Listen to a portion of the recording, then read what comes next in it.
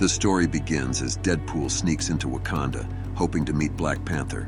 When he finally stands before the king, he throws his arms up and yells, "Hakuna Matata, Your Majesty." Shuri, standing beside her brother, rolls her eyes and mutters, "My God."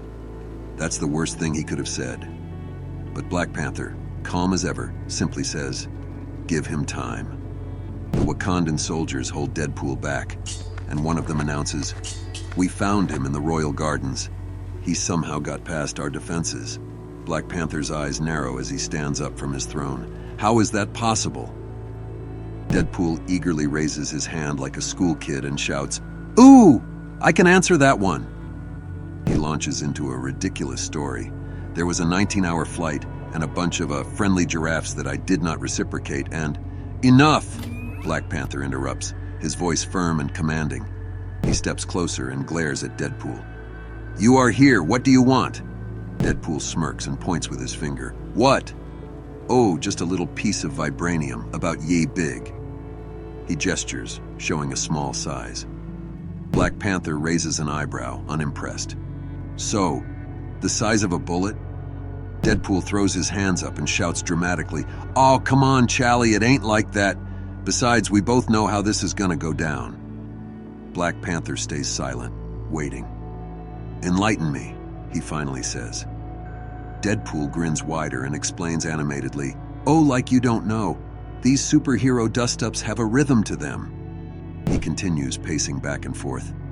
"First, we're gonna have some small misunderstanding. Then, there's a big fight. Then some mutual threat will show up, and that'll be the real villain. So we'll put aside our differences for a classic Marvel team-up and work together to take down the bad guy, guaranteed boffo box office." Black Panther watches with an unreadable expression as Deadpool finishes his rant.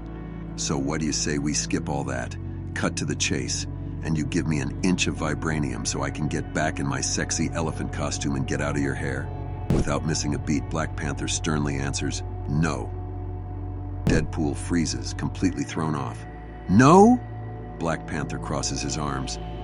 "I know who you are, Wade Wilson. Captain America's baffling respect for you bought you these precious seconds of my time." He steps down the stairs, his gaze locked on Deadpool's.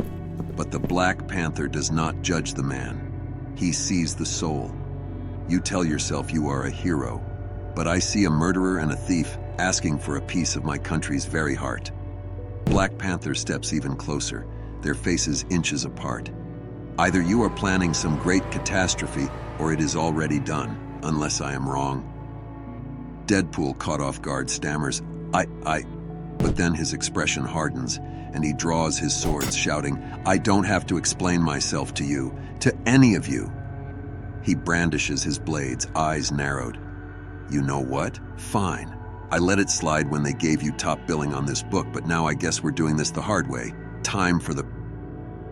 In a flash, Deadpool lunges forward, attacking Black Panther with all his might. "Small misunderstanding," he screams, but Black Panther is ready.